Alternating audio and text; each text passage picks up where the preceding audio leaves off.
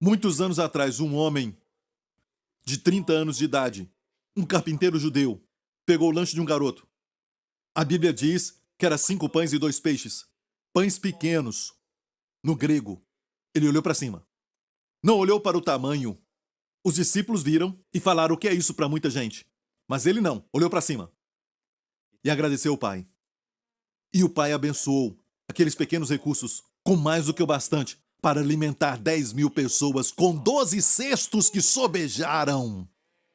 E é por isso que, na Arca de Noé, não havia instrução nenhuma para construir janelas. Porque a arca é uma figura de Jesus Cristo. Estamos seguros? Em meio à destruição. Amém? Não havia janelas ao redor, mas só uma janela no teto. Porque Deus instruiu para colocar uma janela no teto, porque Deus não queria que todos ficassem olhando para a depressão no mundo, para toda a destruição. Ele nos quer olhando para cima. De onde vêm todas as bênçãos. Aleluia! Amém? Olha para cima, para o favor de Deus. Olha para cima, para Ele abençoar sua família. Olha para cima e creia somente nele. Olha, um fato sobre essa posição de olhar para cima é que ela é difícil para a carne. A carne diz, me mostra algo, eu quero ver. Me mostra algo para fazer. Me mostra algo para que eu use. Depender nos torna vulneráveis. Deus ama isso. O mundo foi levado a um lugar onde não tem mais escolha, a não ser depender de Deus. Amém? Vivemos por fé e não por vista. Não desça ao Egito. Não desça ao visível. Sabia que se algo é visível, isso é uma regra. Se algo é visível, é temporário. Você vê o corpo do seu irmão, aí bem perto? Você vê o rosto do seu irmão? É temporário. Ainda bem que esse rosto é temporário. Porque você vai receber um corpo novo. Amém? Você vê o púlpito, vê essa cadeira? Você toca, é visível, é temporário. Um dia não vai estar aqui. Mas o que é invisível é eterno. Você vê anjos de Deus que estão aqui no nosso meio? Você não os vê, por quê? São eternos. Invisível não quer dizer que não existe, mas quer dizer que é eterno. É mais poderoso do que o visível. Mas o homem quer depender do visível. Por quê? Só é temporário. O seu espírito você não vê, mas o espírito é eterno. Posso ouvir um amém? Quando você olha a sua conta depois que você vê na sua tela, você vê o quanto você tem, você vê, e ainda bem, que é temporário. Se olhar para o céu, seus recursos são eternos. Você olha ao seu redor e não tem ninguém, não tem namorada. Graças a Deus, você pode ver? É temporário. Aleluia. Amém? Você olha ao seu lado e não tem marido. Ainda bem, você não vê marido, certo? Isso é um sinal que é temporário. Posso ouvir um amém? Sabe, temos que depender do que é invisível.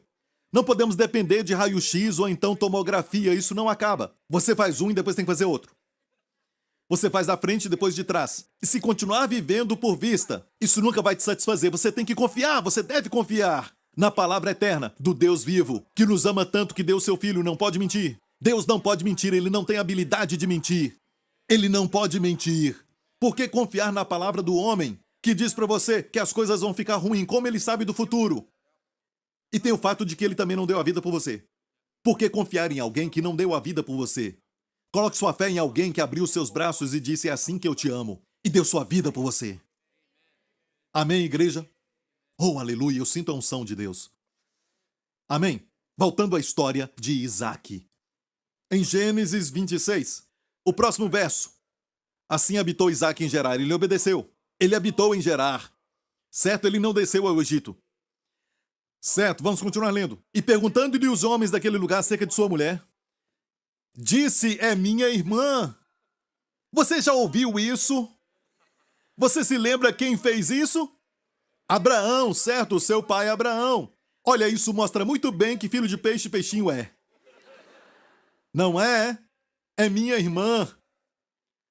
Porque ele tinha uma razão muito espiritual.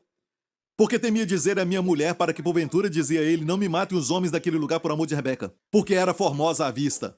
Posso ser honesto com você? Eu não sou religioso. Eu ensino a Bíblia. Eu não ensino religião. Eu não ensino tradição cristã. Eu ensino o que a Bíblia ensina. E, se for honesto e ler a Bíblia, você vai ver que todo homem de Deus tinha uma mulher que era linda.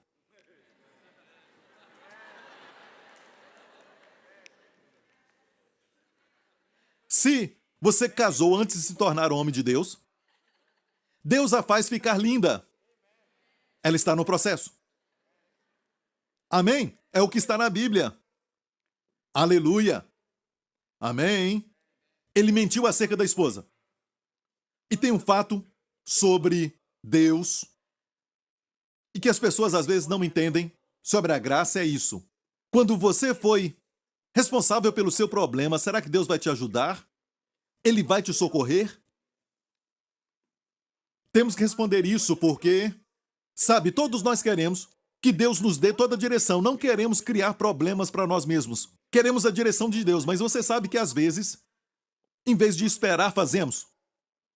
Como o Salmo 23, que começa dizendo: o Senhor é o meu pastor. Está assim no hebraico, o Senhor é o meu pastor.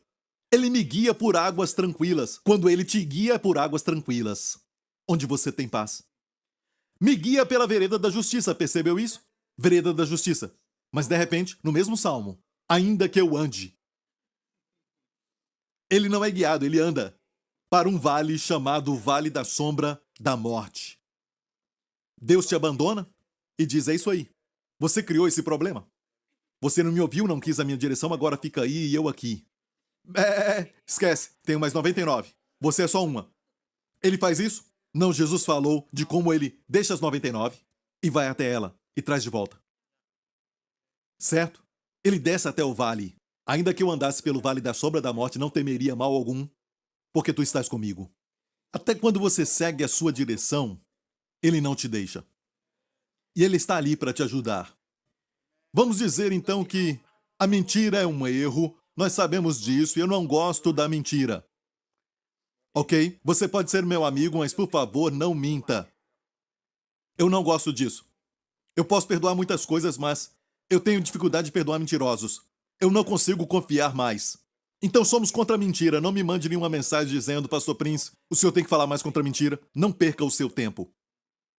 Sou contra a mentira. Mas mesmo ele mentindo, e sua razão espiritual é porque ele tinha medo de morrer. Olha o que Deus fez. Deus protegeu sua esposa. E Deus o protegeu. Certo? Porque olha isso. Vamos ler o próximo verso. E aconteceu que, como ele esteve ali muito tempo, Abimeleque, rei dos filisteus, olhou por uma janela e viu, e eis que Isaque estava brincando com Rebeca, sua mulher. E não era brincadeira de irmãos. Ele estava brincando com ela, de uma maneira que irmãos não fazem. Não era beijo no rosto, porque um irmão pode beijar a irmã no rosto. Certo? Talvez ele a estava beijando de uma maneira que não era como irmão e irmã. O rei olhou e olha. Eu gosto de uma outra versão, porque esta versão diz o seguinte: que ele olhou pela janela e viu que Isaque acariciava, fazia carinhos na esposa. Eles não estavam jogando boliche. Acariciava sua esposa. Essa versão explica tudo. Certo? Ele estava talvez a beijando, certo? Acariciando. Isso mostrou a Abimeleque que ele não era seu irmão. Então chamou Abimeleque a Isaque e disse: eis que na verdade é tua mulher. Como disseste a minha irmã, e disse-lhe Isaque, porque eu dizia para que eu porventura não morra por causa dela. Próximo verso. E disse Abimeleque: o que é isso que nos fizeste? Facilmente se teria deitado alguém deste povo com a tua mulher e tu terias trazido sobre nós um delito. E mandou Abimeleque a todo o povo, dizendo: qualquer que tocar neste homem ou em sua mulher, certamente morrerá. Você viu o favor de Deus? Este homem era o rei, poderia ter matado Isaque e pegar sua mulher. Mas, obviamente, o temor de Deus veio sobre ele, certo? E Isaque recebeu o favor do rei. O rei até declarou uma ordem para proteger os dois. Aleluia! Mesmo que o problema ele tenha causado. Posso ouvir um amém? Agora olha o que aconteceu. Deus falou para ficar na terra, e te abençoarei, próximo verso, e semeou Isaque naquela mesma terra. E colheu no mesmo ano. Qual ano? Qual terra? Qual terra? Olha o verso 1. E havia fome na terra. Ele semeou na terra onde havia fome. Que ano foi esse? Certo, foi o ano da fome. Vamos ver no verso 12. Semeou Isaque naquela mesma terra, a terra da fome. E colheu naquele mesmo ano da fome, sem medidas. E a razão, o Senhor o abençoava. O Senhor o abençoava. Aleluia! Olha, ele pegou as sementes, olhou para a terra e estava muito seca, rachada, poeira, somente poeira. Ele olhou em volta e olhou para trás, a poeira subia quando ele andava. E tudo ali estava muito seco. Mas ele não desceu ao Egito, não creu no visível, mas confiou em Deus e semeou. Deixe-me falar isso, igreja. O diabo não quer que você semeie, porque você é descendência de Abraão. E quando a descendência de Abraão semeia, no ano da fome, numa terra de fome, você vai colher sem medidas. E a razão está aqui, porque o Senhor o abençoava. O Senhor o abençoava. Amém. Não me importa o que as pessoas digam, se a mão do Senhor está sobre mim. E realmente não importa se você é muito inteligente, tem muita cultura, ou talvez se você não estudou muito, como você não tem essa qualificação, você não tem aquele diploma, você não tem esse tipo de cor de pele, ou talvez a sua história não é muito boa, você não veio de uma família muito rica, isso não importa, porque o que importa é que a mão do Todo-Poderoso esteja sobre ti. E, mesmo ela sendo viúva, Deus a favoreceu. Eu estou falando de Ruth, ela era viúva e casou com um homem mais rico. Você precisa da mão de Deus sobre você. Deixe o mundo, então, confiar nas suas habilidades e na sua sorte. Falam que é sorte. Eu quero a mão de Deus sobre mim. O pouco nas mãos de Jesus, o lanche do garoto, se tornou muito, com sobras. Cuidado com o que você coloca nas mãos de Jesus. Se torna em abundância. Coloca o seu coração e ele se torna grande. Amém? Coloca a sua saúde e a sua saúde é abençoada. O que você coloca nas mãos de Jesus, ele multiplica. Amém? Pedro pescou a noite toda e não pegou nada, até colocar o seu barco nas mãos de Jesus. E o barco atraiu todos os peixes do mar da Galileia. Cuidado com o que você coloca nas mãos de Jesus, porque ele vai se tornar atraente, vai se tornar próspero, vai ser abençoado. Amém? Como Deus o abençoou com 100 medidas. No ano da fome, obviamente, Isaac não estava lendo a Folha de Gerar. Obviamente, ele não estava lendo os jornais de Gerar. Ele não sabia que era o ano da fome. Olha, não sou contra ler isso, mas quero te dizer, Deus pode muito mais. Eles olham ao redor, ficam olhando ao redor, eles ficam até tontos, sabia?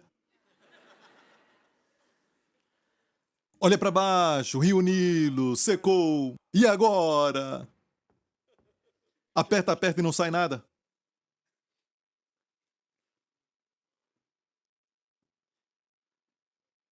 E a Bíblia diz, e engrandeceu-se o homem.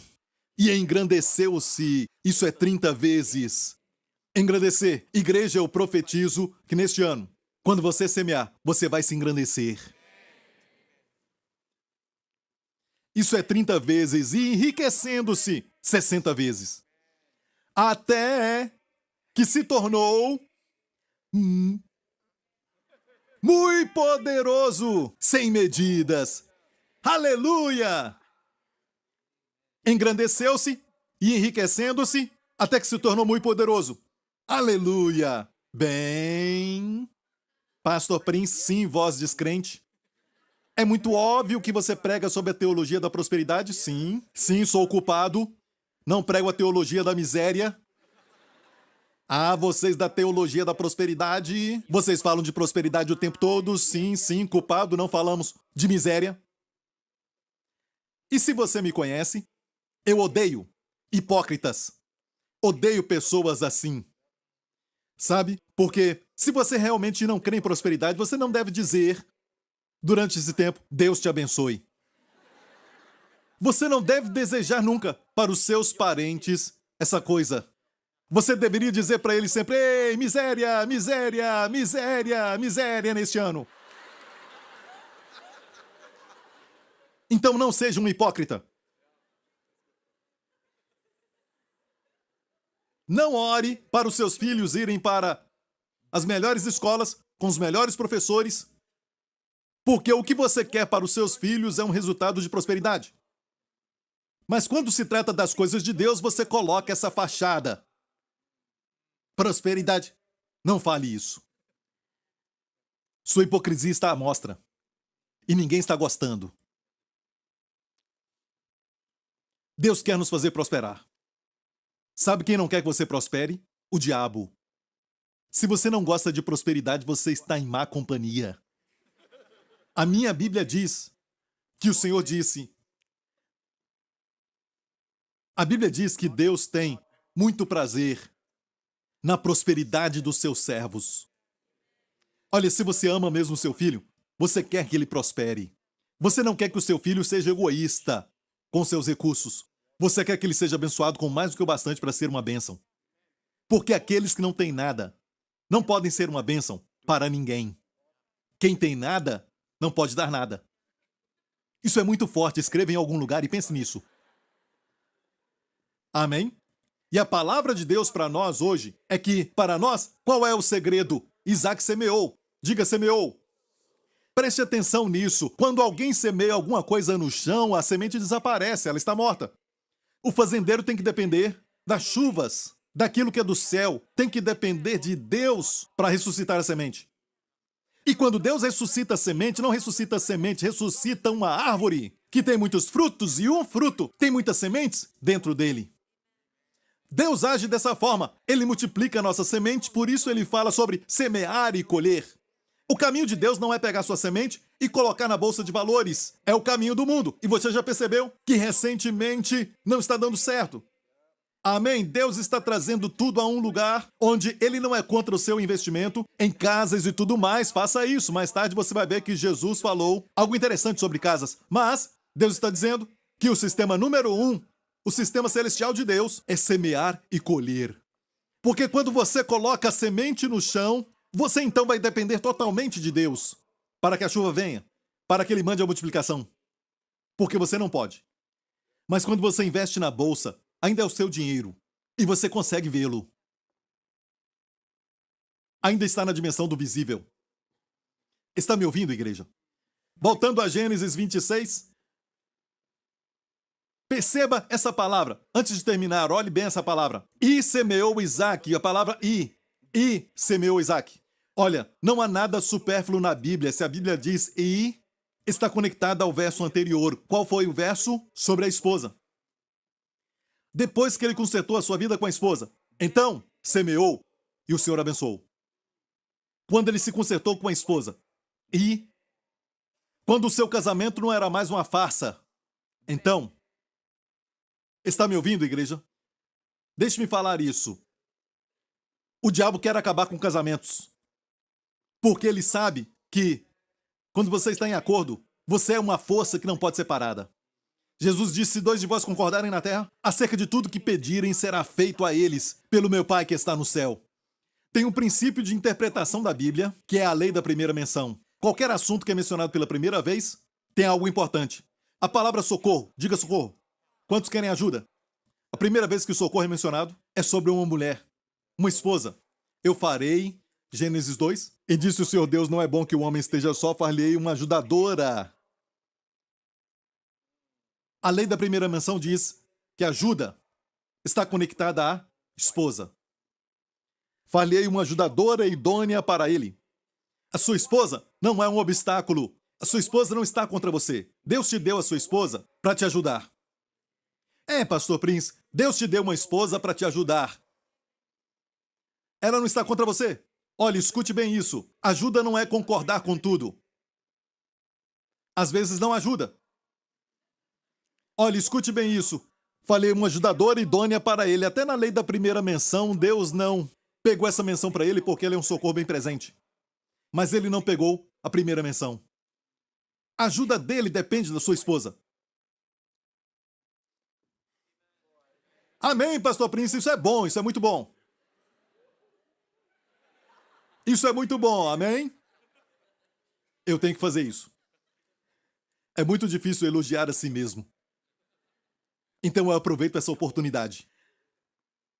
Eu li um comentário de um homem judeu sobre a palavra idônea.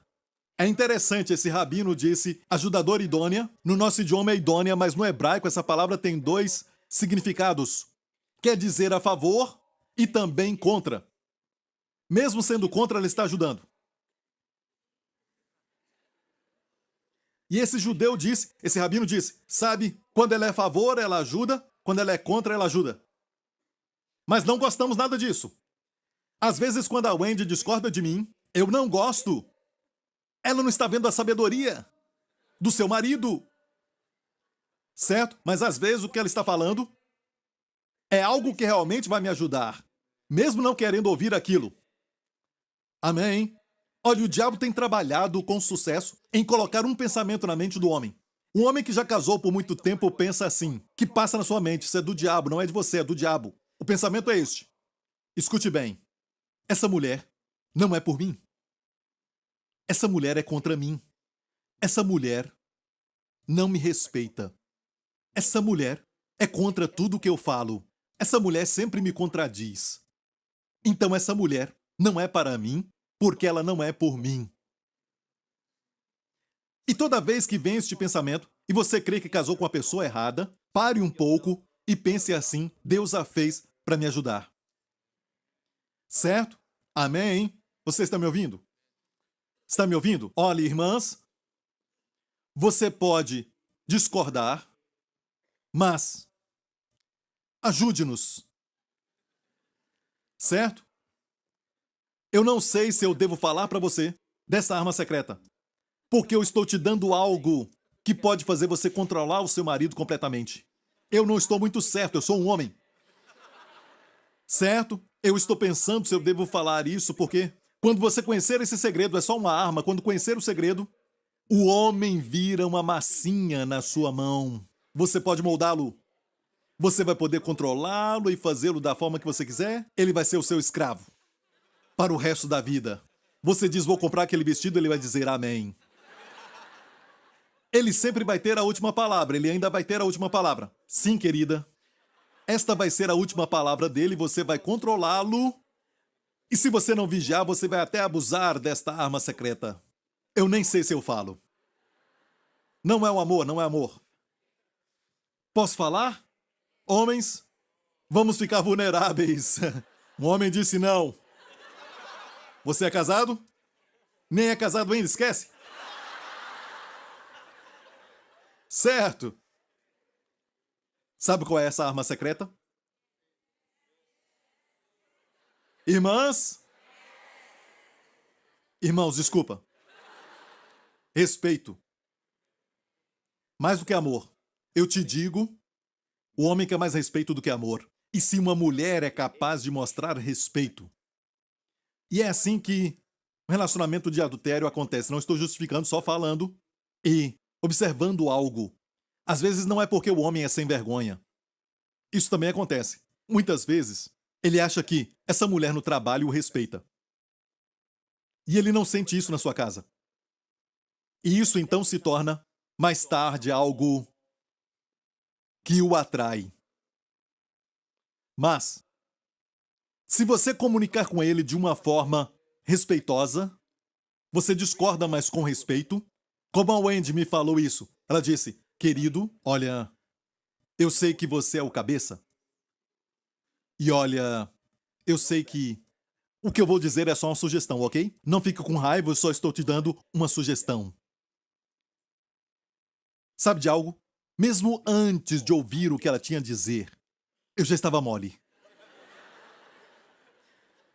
Eu fiquei vulnerável a tudo que ela ia falar. E eu entendi o problema de Sansão. Porque a Bíblia fala muitas vezes no livro de Provérbios sobre o que lisonjeia com a língua. O homem sempre busca alguém que lisonjeia, para que eles se sintam melhor. Olha, mas se você ver um homem que vem para casa muito triste, ele pode estar desanimado. E a mulher vem e diz, querido, não me importo, porque esse trabalho não era para você. Mas no meu coração, eu sei quem você é. Você vai ter sucesso.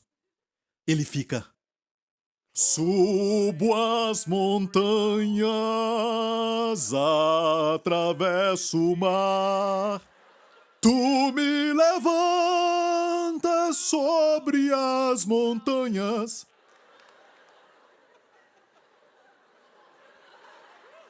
E esta é a verdade. Não sei por que as mulheres não usam essa arma. Homens, por favor, não venha dizer depois do culto, ela não me respeita, ela não me respeita. Fique quieto. Essa não é a sua parte. Sua parte não é fazer o que ela faz. Sua parte é ouvir da parte de Deus. Certo? Como ela também não deve dizer, olha, marido ama minha esposa, ela não deve dizer. É a mensagem de Deus para você. A mensagem para ela é respeito. A sua mensagem é amor. Então não fale nada. Se ela não te respeitar, eu vou fazer o que Deus falou comigo. Amém? Tem algo poderoso num casal que anda de acordo. Anos atrás, eu me lembro, nos anos 90, um casal me procurou e, na verdade, o marido me procurou primeiro. E ele me pediu para orar primeiro por ele, pediu conselho porque ele estava passando por problemas financeiros. Certo, a sua vida financeira estava com problema, ele não sabia por quê. Eu conhecia a sua esposa, porque um pouco antes a sua esposa saiu do seu trabalho para cuidar das crianças, mas antes disso ela tinha uma posição muito elevada, o seu chefe a respeitava muito e ela sempre recebia promoções e aumento de salário porque ela era boa na contabilidade, ela administrava tudo para ele, ela era muito boa com finanças, amém? Mas ela saiu do trabalho para ela então assumir o seu papel de cuidar das crianças, de estar em casa o tempo todo com as crianças. E eu fiquei pensando depois que ele falou comigo, o que ela estava fazendo com toda aquela experiência, e um dia eu encontrei com ela e a perguntei o seguinte. Eu disse, você não ajuda o seu marido nesta crise? Você tem experiência para ajudá-lo? Sabe o que ela falou? Ele não deixa. Eu disse o quê? Porque ele sempre disse eu tenho o meu próprio sistema. Bem, o seu sistema não está funcionando, está? Eu acho que é muito triste quando um certo homem, que era o seu chefe no trabalho, pode usar o talento que Deus colocou nela, que era para a família, para prosperar a sua companhia, e o próprio marido, a quem ela pertence completamente, não tem habilidade nem revelação para usar aquele talento. A ajuda de Deus já estava na esposa. Ele é um tolo. Pensei comigo mesmo, para que orar? Amém? Ele não escuta. E o homem, às vezes, paga muito dinheiro e vai a um seminário para ouvir as mesmas coisas que a esposa fala de graça em casa. Eles valorizam aquilo porque pagam. Então, irmã, da próxima vez você fala, eu tenho uma sugestão, mas vai custar $50. Talvez ele vai escutar mais sua opinião. E nunca diga isso, irmãs, ele não merece o meu respeito. Porque, honestamente, ele pode dizer que você não merece o seu amor. Este caminho é um caminho de morte. Pare de pensar assim. Creia que este foi Deus quem escolheu. Deus sabe o que você precisa. Ele sabe o que você precisa daqui a 5 anos. Você casou com ele. E se ele não é da forma que você quer, creia que Deus vai transformá-lo. Amém? E creia que o melhor está por vir. Porque juntos vocês têm um grande poder. Olha o que diz em Deuteronômio 8:18. Antes te lembrarás do Senhor teu Deus, que Ele é o que te dá força para adquirires riqueza.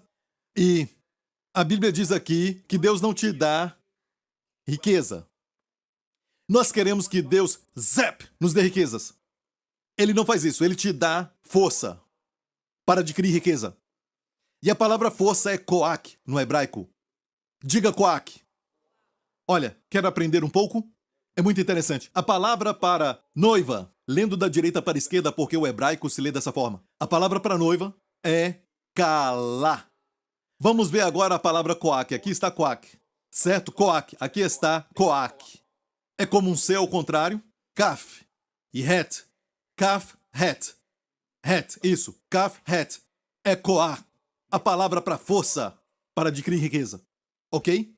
A palavra para noiva, lendo da direita para a esquerda, é kaf. Viu isso? A primeira letra? Para a noiva. Kalá. A palavra para noivo é a seguinte. É Hatan. Olha a primeira letra. Viu a primeira letra de noiva? A primeira da noiva e a primeira do noivo? Combina os dois? Koach. Quando marido e esposa se unem, é o poder para adquirir riqueza. Por isso o diabo quer dividir vocês. E você viu que quando há divisão, as finanças vão de mal a pior. Amém? Mas se há um acordo, e quando não há um acordo, mas há discórdia, vocês precisam entrar em um acordo para não ficarem em discórdia. Você discorda do seu marido, mas ele é o cabeça da casa, você submete. Amém? É a força para a riqueza. Em Provérbios 18 diz: aquele que encontra uma esposa acha o bem e alcança a benevolência do Senhor. Amém? O favor de Deus está sentado ao seu lado. Amém? Eu vou para casa hoje com meu favor. Aleluia! É tão bom ir para casa. Amém? E lá tem alguém que conhece todas as suas falhas e pecados e mesmo assim te ama eternamente. Amém? Às vezes passamos por lutas nessa vida, na confusão do dia a dia, na existência humana, do cotidiano, às vezes nos esquecemos. Certo que o casamento é de Deus e deve ser desfrutado, ela é minha ajudadora, ela não é um obstáculo. Amém? E toda a igreja diga: amém. Última parte, vamos terminar. Vamos voltar à história de Isaac. Ele começou a se enriquecer, isso nos mostra que o seu casamento agora estava bem. E engrandeceu-se o homem enriquecendo até que se tornou muito poderoso. Olha bem, eu tenho que falar isso. Essa prosperidade, alguém diz: ah, pastor Prince, sim, voz da descrença. Eu creio que essa prosperidade é prosperidade lá dentro, espiritual, onde ninguém pode ver. Lá dentro, bem no fundo. Olha o próximo verso. E tinha possessão de ovelhas e possessão de vacas e muita gente de serviço, de maneira que os filisteus o invejavam. Deixe-me profetizar para você. Se você aprender a semear no ano da fome, no final deste ano, os filisteus na sua vida vão te invejar. Vão ter inveja. Amém? Eles vão ver a evidência da bênção de Deus na sua vida. Certo? Deus multiplica a semente semeada. Quando você semeia, o poder multiplicador de Deus vem sobre ela. Então, é Deus dizendo: eu quero muito abençoar o meu povo. Então coloque essa semente no solo agora. Então lembre-se, mais uma vez, como nós damos. Se não é com alegria, não dê. Pergunte para Deus o quanto você tem que dar. Se você é o Isaac espiritual, e você vê este ano como um ano de fome, é o que estão dizendo, mas eu confio no mesmo Deus. Tu, que abençoaste a Isaac, é o mesmo que me abençoa. Eis a minha semente, e pergunte o que você deve dar. E não faça nada além, e nem faça menos. Faça o que ele mandar fazer. Amém? E muitas vezes, quando começamos a semear generosamente, certo? Começamos a receber uma colheita e desfrutamos daquilo por um tempo. E não semeamos para outras colheitas. Aquilo nos carrega. E de repente, bum, tudo cai. As finanças vão mal e dizemos: o que é isso? Na semana passada eu experimentei isso, você estava naquele momento. Mas você esqueceu de semear para colheitas futuras. É tempo de semear sementes para este ano. Eu quero terminar essa mensagem te encorajando. Vai ser uma bênção que o mundo vai ver. Os filisteus o invejavam, certo? Isso é aplicável até no Novo Testamento. Vamos ver o que Jesus falou, ok? O que ele disse em Marcos capítulo 10. E Jesus respondendo disse: em verdade vos digo que ninguém há que tenha deixado casa, ou irmãos, ou irmãs, ou pai, ou mãe, ou mulher, ou filhos, ou campos, por amor de mim e do evangelho, que não receba 100 vezes tanto. Escute, ele não disse: separe da esposa, deixe o pai, deixe a mãe, ele não disse isso.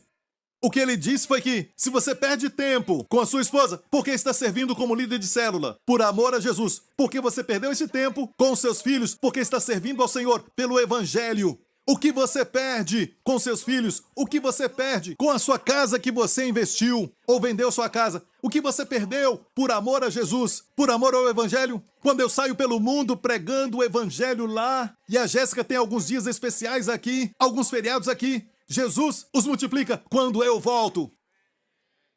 Multiplico meu tempo com a esposa, porque ele disse: o que você abre mão por amor a mim? Não quer dizer divórcio. Fala do seu sacrifício. O que você sacrifica por amor a mim e do evangelho, a pessoa recebe 100 vezes tanto. Ah, pastor Prince, isso é lá no céu. Não, é agora, já, neste tempo.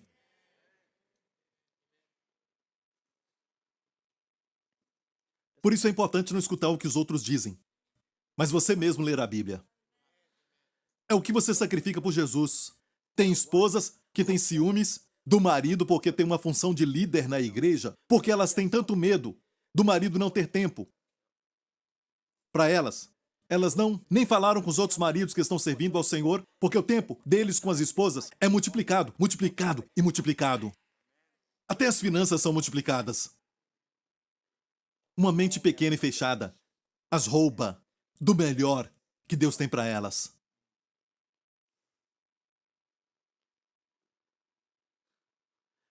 Que não receba 100 vezes tanto, já neste tempo, como Isaac recebeu 100 vezes mais. Em casas, irmãos, irmãs e mães, viu que não tem esposa ali? Você não recebe esposas. Desculpa se você ficou triste, irmão, mas não tem plural de esposa ali. O que acontece? Uma esposa com qualidade. Tempo de qualidade com a esposa, um relacionamento.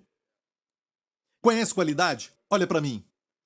Você pode ter uma cama grande, com as cobertas mais luxuosas que você puder adquirir. Só Deus pode dar o sono tranquilo. Tempo de qualidade, relacionamento de qualidade. Só Deus pode dar isso. Eu vim para que tenhais vida e vida com qualidade, com abundância. Amém? Amém? Então ele não mencionou aqui esposas. Se você deseja mais do que uma. E filhos, e campos, escute! Campos! Casas, escute, ele prometeu isso. Ok, não finja que não ouviu, ok? Casas! Nesse caso tem que falar amém. Vou falar mais uma vez, vou te dar uma nova chance. E pai, dessa vez, quem não falar amém, o que o Senhor queria dar para eles de extra, dá tudo para mim então. Casas! Espertos. Campos! E Jesus disse, com perseguições. Ninguém falou amém. Vai acontecer. Vai acontecer. Sabe por que ele falou isso? As pessoas vão falar quando você prosperar. Vão começar a te perseguir. Bem, você está na teologia da prosperidade. A igreja New Creation é a igreja da teologia da prosperidade. O seu pastor ensina a teologia da prosperidade. Perseguição. É garantida vir. Não dá para receber tudo isso sem a última parte. Ok, não fale amém, mas virá. Ela virá. Certo? E no século futuro a vida eterna. Quem diz que não podemos ter o melhor dos dois mundos? Jesus foi quem falou essas palavras. Você vai receber já neste tempo. E no século futuro. Você vai ter a vida eterna. Amém? Amém? Então você acha que merece 100 vezes mais porque virá com perseguição? Está tudo bem com isso? Você vai aguentá-la? As pessoas vão te acusar? Certo? E você só vai brilhar? Glória a Deus. Eu quero orar por você no final deste culto, para que Deus faça de você um exemplo, como ele fez com Isaac, para que no final deste ano, muitos filisteus tenham inveja e busquem a Deus como você. Isso é bom? Tudo bem? Amém? Que a bênção de Deus venha sobre você. Que quando você semear, você colha no mesmo ano da fome. Na terra da fome, você vai colher 100 vezes, em nome de Jesus. Aleluia! Curve a sua cabeça, feche os seus olhos neste lugar e onde você estiver assistindo. Obrigado, Deus Pai. Olha, tudo isso é promessa para o crente. Não é para quem não crê. Se você ainda não aceitou a Jesus, quero te dar essa oportunidade agora. Meu amigo, Deus te ama tanto. Deus não é um Deus que está procurando te punir, procurando os seus erros. Deus é um Deus que sabe dos nossos pecados e enviou o seu Filho para morrer na cruz pelos nossos pecados. Jesus Cristo deu a sua vida e morreu por nós. O que aconteceu foi uma troca divina. Quando o levaram diante do pretório romano, com uma multidão de soldados, o que fizeram com ele? O despiram totalmente. É uma coisa horrível ficar em pé diante de muitos soldados, completamente nu. Por quê? Porque o primeiro homem pecou contra Deus e viu que estava nu. Para nos vestir, ele foi despido e cuspiram nele e o açoitaram. Eles não sabiam que açoitavam e cuspiram no rosto daquele que abriu o mar vermelho, que fez caminho onde não havia caminho e enviou o pão do céu. Um Deus que fez milagres, sinais e maravilhas diante deles, completamente sem reação alguma, para sermos salvos, para sermos vestidos da vergonha, com a sua veste de justiça. Quando eles o penduraram na cruz, ele clamou: Pai, perdoa-lhes, porque eles não sabem o que fazem. Eles sabiam o que estavam fazendo a ele fisicamente, mas não sabiam o que estavam fazendo ao seu coração, ao seu interior. Quando ele clamou, meu Deus, é para que clamemos, Pai, Pai. Quando ele disse, por que me desamparaste? Ele merecia nunca ser desamparado. Nós merecemos às vezes sermos desamparados, mas ele foi desamparado para que você e eu, como Isaac, mesmo quando erramos, Deus não vai nos deixar. Ele não vai nos desamparar no vale da sombra da morte, mas ele estará contigo e vai te livrar. Ele pagou para que você tenha a presença constante de Deus e não importa as suas ações. Você já o aceitou? Ele se tornou o seu pecado e te deu a sua justiça. Eu quero te dar essa oportunidade agora de aceitar a Jesus Cristo, Filho de Deus, como seu Salvador. Isso não é religião. Eu não falo de religião. Não há uma gota de religião no meu corpo. Estou falando de Jesus Cristo e um relacionamento com o Pai Celestial, que está aqui agora mesmo e quer entrar na sua vida. E você diz, Pastor Prince, ora por mim, eu quero que Jesus entre na minha vida. Então faça essa oração comigo agora, onde você estiver assistindo este programa. Faça essa oração agora. Coloque a mão no coração, todo mundo. Feche os olhos e diga após mim bem alto, todo mundo. Diga isso para Deus de coração. Diga, Pai Celestial, obrigado por teu grande amor por mim. Tu olhaste para mim, para o meu clamor, para a minha fome, e tu me ouviste. E enviaste o teu Filho Jesus Cristo, que morreu no meu lugar pelos meus pecados. Ele foi punido para que eu nunca seja. Ele foi amaldiçoado para que eu nunca seja. Ele foi rejeitado para que eu nunca seja. O seu sangue me purifica de todo o pecado. E tu o ressuscitaste dos mortos, como uma declaração de que os meus pecados foram perdoados pelo sangue de Jesus. Jesus Cristo é o meu Senhor, meu Salvador, meu Deus, agora e para sempre. Em nome de Jesus. Amém. Glória a Deus. Levante as suas mãos aqui onde você estiver. Pai Celestial, obrigado por ter falado conosco hoje. Muito obrigado, Pai, por tudo aquilo que tu fizeste os nossos olhos verem. Coisas que o mundo não pode conhecer. Obrigado, Pai, por revelar os segredos do teu coração. Os segredos de como prosperar durante o tempo de fome. Como ter sucesso quando há tanto fracasso. Obrigado, Pai, porque estamos neste mundo, mas não somos do mundo. Pai, te agradeço porque somos descendência de Abraão. E te agradecemos porque as bênçãos de Abraão, saúde, abundância, bem-estar na nossa família, são muitas nas nossas vidas, Senhor. E para a nossa família, eu oro em nome de Jesus e declaro a tua palavra para o teu povo, para todos que estão assistindo, para suas famílias e todos que estão aqui no santuário. Pai, eu oro em nome de Jesus que tu faças da nossa vida um testemunho da tua glória, da tua bondade, do teu coração de amor, Senhor, para que no final deste ano muitos digam, ou até durante o ano, Senhor, muitos digam deste povo e desta igreja, que este é um povo que é muito abençoado. que este é um povo que Deus abençoou. E com isso eles possam te buscar e ter fome de ti, em nome de Jesus.